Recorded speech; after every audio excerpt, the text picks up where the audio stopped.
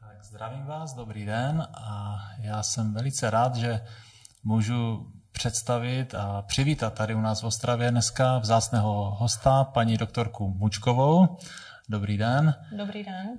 Paní doktorka Mučková je z Radějova, což je vesnice na československém pomezí, vlastně kousek od Skalice. Skalice je první město, které je na slovenské části a podělí se s náma o své zkušenosti,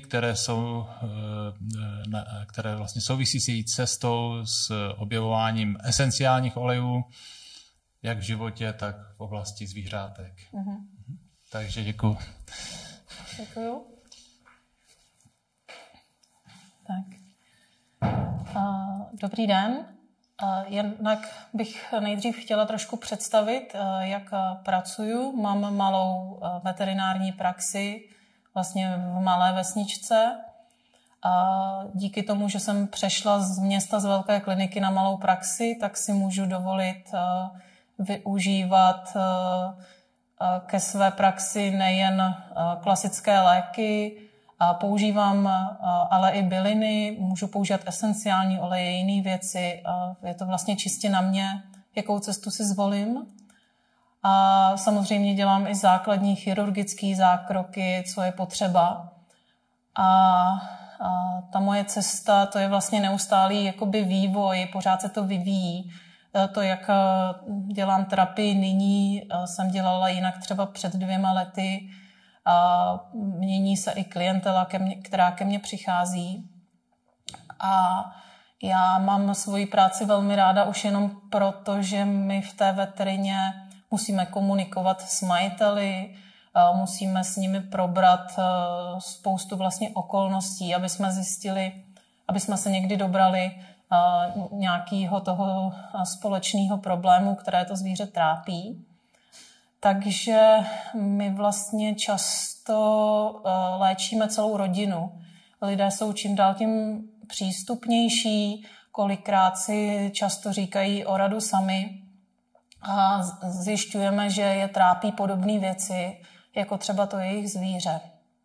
A v tom je ta práce velice obohacující. My nemáme nějaké hranice a limity, čeho, kde musíme prodat nebo co musíme použít za přípravky. A tady jsem vám dala pár obrázků, že Bevit má v mojí ordinaci nezastupitelné místo, má tam svoje poličky a difuzér má svoje místo v ordinaci a bez něho už si to vlastně taky neumím představit.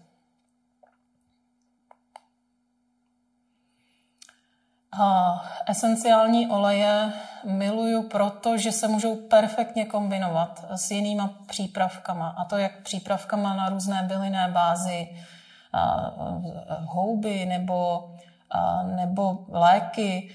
Můžeme je používat před chirurgickými zákrokama, používám je při chirurgických zákrocích, při narkózách.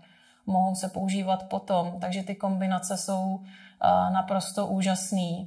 Navíc, jak už jsem říkala, že někdy řešíme celou rodinu společně s tím zvířetem, tak ty esenciální oleje mají tu obrovskou výhodu, že když je pustíme z difuzéru v místnosti, kde ta rodina vlastně přebývá a žije, tak současně ten stejný olej nebo směs inhaluje jak to zvíře, tak celá rodina a my tím působíme vlastně na všechny členy domácnosti. Nebo pokud používáme třeba ty oleje k nějakým masážím nebo k lokálnímu ošetření toho zvířete, tak zrovna jako se ten olej vstřebává do kůže tomu zvířeti, tak se vstřebává přes kůži i tomu majiteli, který to zvíře třeba ošetřuje a zase to působí na obě strany. A další věc je, že ty oleje se dají kombinovat i s různýma třeba bylinnýma krémama, dají se do toho kapat, dá se to krásně míchat, dá se s tím hrát. A ty lidi to milujou. Kolikrát, když ošetřujou rány těm zvířatům, tak si jako libujou i, že jim to voní. A hned jakoby mají takovou lepší náladu, takže je to taková radost s těmi oleji pracovat. A určitě všichni, kdo používáte esenciální oleje, tak víte, že méně je více. To znamená, esenciální oleje jsou velmi silný nástroj a já bych řekla, že obzvlášť esenciální oleje od Bevitu jsou velmi silné a opravdu stačí kolikrát jedna kapka. Víte, že zvířata mají ještě vnímavější smysly než my. A to, když máme nějakou velkou nemoc nebo chronicky vleklou nemoc, tak my ji neodbouráme lépe tím, že dáme nějaký vyšší dávkování, silnější olej. Vůbec to není potřeba. Stačí velmi malé množství a funguje to úplně perfektně. Takže opatrně i při tom dávkování. Častým dotazem na mě je, jaký esenciální olej nebo směs používám do difuzéru ve své ordinaci. A vůbec na to neexistuje univerzální odpověď, tak jako vůbec v terapii pomocí těch olejů. A protože to používám hodně intuitivně, takže některý den sáhnu po něčem, co by mi druhý den ani nenapadlo. Hodně zohledňuji i třeba pacienty, kdy vím, kterými tam přijdou. A velmi oblíbený jsou u klientů eukalypty, máta a vélos. Ale vím třeba, že budu dělat nějaký chirurgický zákrok, tak tam hodně často dávám kadidlo nebo nějakou směs, kde je silný zastoupení kadidla, nebo směs a třeba kadidlo do toho kápnu.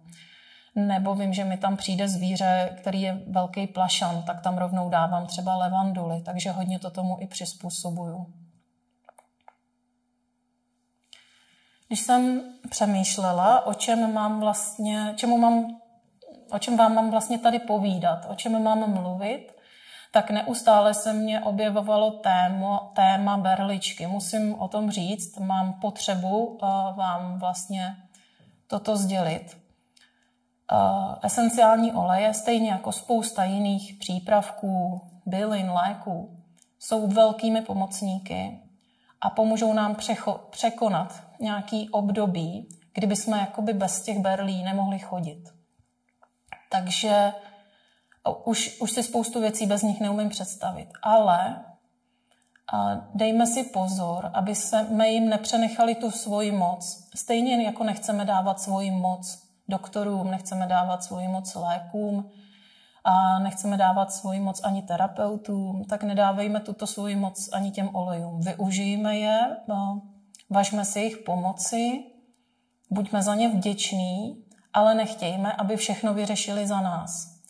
My máme pořád tendenci jako lidstvo sklouzávat k jednoduchostem a pořád bychom chtěli nějaký ten univerzální lék, který když si jednou vezmeme, tak budeme zdraví.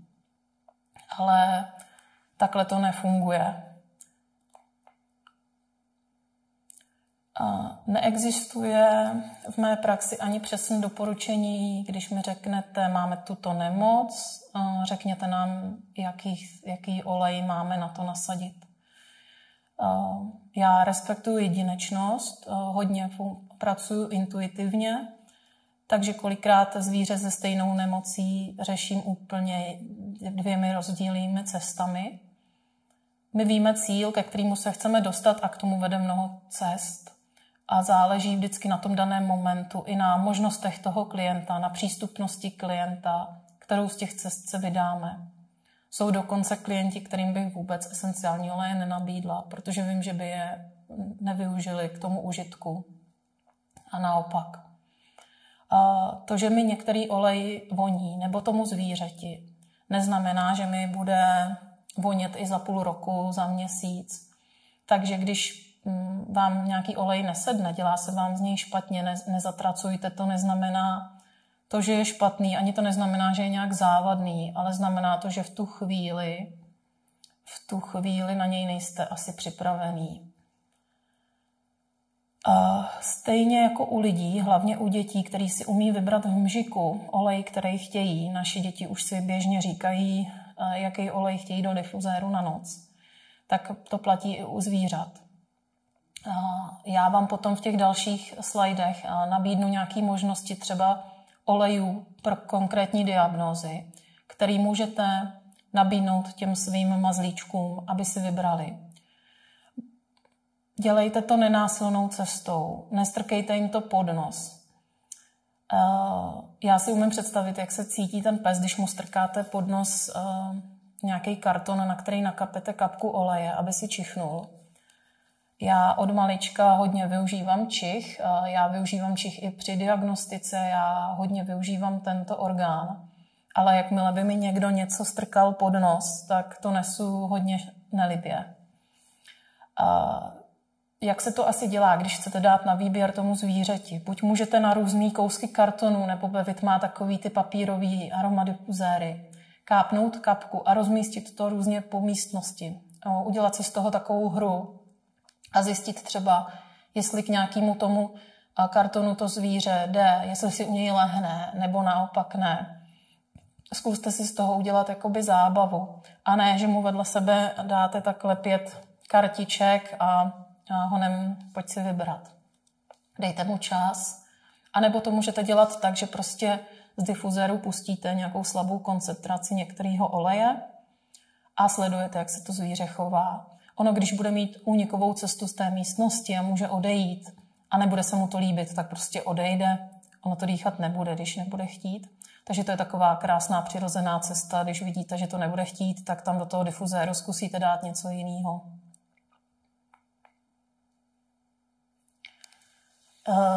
Tady bych vám chtěla ukázat, já už jsem o této směsi hodně mluvila, ale já to tak miluju a mám s tím takový úspěchy a používám to hodně často, že o tom musím prostě znova se zmínit. A to je směs, kterou si míchám z levandule a z kadidla. Smíchám levanduli, kadidlo s nosným olejem a tím léčím hluboký rány. Používám to u rán, kdy jsem dříve používala enzymatické masti nebo bylinné masti. Dneska už se vůbec nebojím to dát do hlubokých rán. Do rán měla jsem psa, kterýmu sekačka nasekla vlastně prst. Vypadalo to, že ten prst budeme muset amputovat, ale dali jsme mu ještě jakoby čas do druhého dne a ta rána se tak začala hojit, že nakonec jsme ten prst úplně zachránili. Takže tady na tom vlastně prvním snímku, který tam je, tak vidíte ránu, která se rozjela po operaci, špatně se to zhojilo, patrně si ten pes to někdy na začátku hodně lízal a ta rána nesrostla. Už se museli vytáhnout vlastně i stehy. A pak nastupuje sekundární hojení, které se většinou dělá nějakýma mastma, koloidním stříbrem. Těch možností je moc a moc. A já jsem od všech těch možností už utekla jenom k téhle jediné. Nejdřív tu ránu vždycky doporučuji něčím omít. Perfektní je výluch z heřmánku. A nebo teď já jsem nadšená, že máme v Bevit hydroláty. Máte usnadněnou práci, navíc ty hydroláty mají prostě úžasné vlastnosti, takže můžete hydrolátem například z toho heřmánku tu ránu pořádně omít, očistit a potom ji namažete tou směsí levandule a kadidla. A pak se to samozřejmě zaváže a dělá se to 1 až 2krát denně. Na tom snímku uprostřed vidíte tu stejnou ránu po týdnu a na tom dalším snímku, ten následuje 3 dny po tom prostředním snímku. No většinou, jak se to začne hojit, tak pak už to hojení jde rychle. A toto všechno prostě jsme zahojili pomocí kadidla a levandule. Samozřejmě zpočátku ten pes byl na antibiotikách, ale třeba ten snímek, jak je v prostředu, tam už antibiotika neměl, to už jsme potom dohojovali jenom těma olejema. Takže ty oleje mají ohromné možnosti, ohromnou sílu. A zrovna hojení, sekundární hojení ran je ve veterině velmi častý a já jsem šťastná, proto pořád asi o tom mluvím, protože z tohohle jsem fakt nadšená. A navíc je tady ta přidaná hodnota, že opravdu ty lidi to dělají rádi a voní jim to ta práce a ten pes si tu péči od toho svého majitele užívá. Takže je to další takový léčebný proces, kdy oni vlastně jeden ošetřuje druhého. Což mě připomnělo, my jsme levandulí hojili u dětí neštovice a vlastně každý večer jsem je celé tělo, protože oni měli neštovice úplně všude, mazala levandulí rozpuštěnou v mandlovém oleji. A byla tam právě ta péče, to mazlení, to, co vlastně ty děti vyžadujou, když se vyskytne nějaká vyrážka, nějaký kožní problém, tak oni vlastně vyžadují tu péči a pozornost, to mazlení. Takže to je taková přidaná hodnota, nejen, že tam něco napatláte na tu ránu, ale že v tom je navíc ta péče. Tady jsem chtěla spustit to video, ale to nevadí. A tady jsem vám vypsala některé jednodruhové oleje, které můžete používat na kašel a dýchací problémy. Dala jsem to tam, protože teď je období i u zvířat, kdy chodí hodně s kašlem, s dýchacími problémy. Kočky mají hlavně takový ty rýmy, ten syndrom kočičích rým. A psi kašlou. Musím říct, že letos hodně chodí psi s rýmou, což dřív nebývalo. Dřív chodili hlavně s takým tím typickým suchým kašlem. Takže můžete zkoušet z difuzéru některý z těchto olejů, ale nemusíte se bát ani směsi, jako je třeba směs Bred. Můžete zkusit i Bodyguard, Protect, ale to jsou velmi silné směsi, takže opravdu stačí malinko.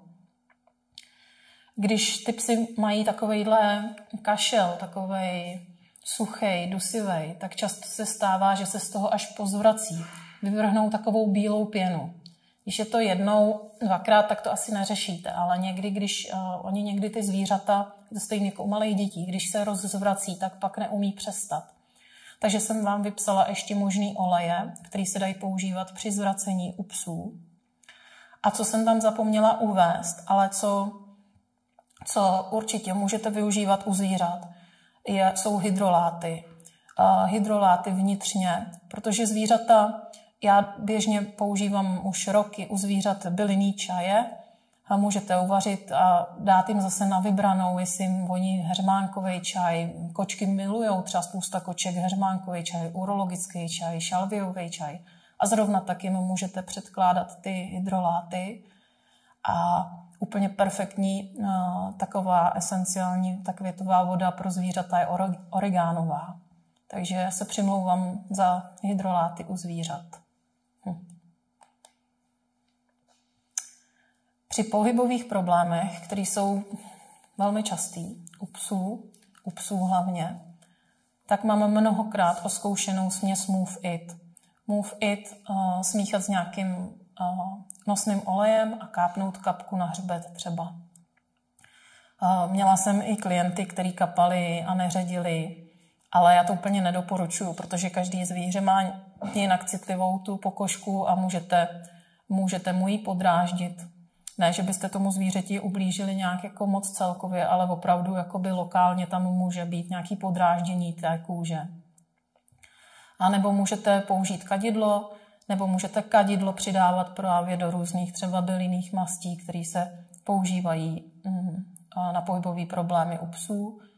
A zase jsem vám tam vypsala některé jednodruhové oleje, které můžete tomu psovi dávat vybrat, protože si uvědomuju, že my vám vždycky říkáme, dejte psovi vybrat, ale vlastně vám neříkáme z čeho. Takže jsem aspoň pro tyhle účely pár takových vybrala. Co se týče hospitalizací, používám difuzér, ale já zase musím na druhou stranu říct, že já moc nehospitalizuju. Já to využívám jenom ve velmi vážných případech, nebo když není zbytí, ale já osobně nejsem moc velký příznivec hospitalizací, tak jak se ve veterinární medicíně teďka hodně dělá. A protože já zastávám ten názor, že to zvíře má být prostě v prostředí doma u lidí, kteří ho znají, kde se cítí dobře. A to je pro něj mnohem důležitější, než být jako stabilně monitorovaný. Samozřejmě jsou výjimky, takže jsem tam nějaký zvíře, jako třeba tady toho pejska, to štěňátko jsem měla na hospitalizaci krátkou dobu. A buď pouštím levanduly, nebo tady u toho štěňátka jsem použila Coldet, protože mělo velmi akutní zácpu a hrozilo, že ho budeme muset kvůli tomu operovat. Nicméně jsem ho napojila na infuze, pustila jsem mu Coldet a za 4 hodiny byl ten kotec úplně celý pokaděnej, takže k operaci vůbec nedošlo. A jinak, co se týče směsi Coldet, nevím proč, ale je mezi u psů velmi oblíbená. Mí vlastní psi umí ke Coldetu chodit k difuzéru na 20 cm a vdechovat tu páru, která z toho difuzéru jde. Takže Coldet často pouštím i v ordinaci a Coldet je opravdu u zvířat oblíbený.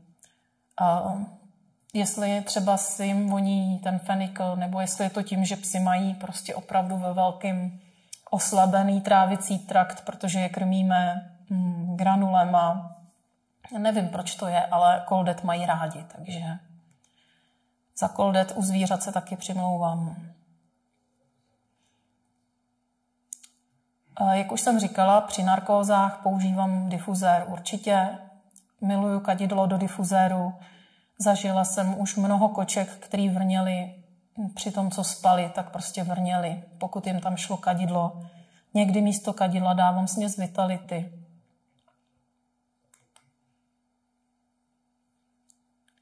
To, na co se v dnešní době zapomnělo, nebo to, na co se zapomnělo, ale v dnešní době se už na to rozpomínáme, jsou rituály, které jsou pro nás velmi důležitý. A i ve veterině máme svoje přechodové rituály, při kterých můžeme používat esenciální oleje.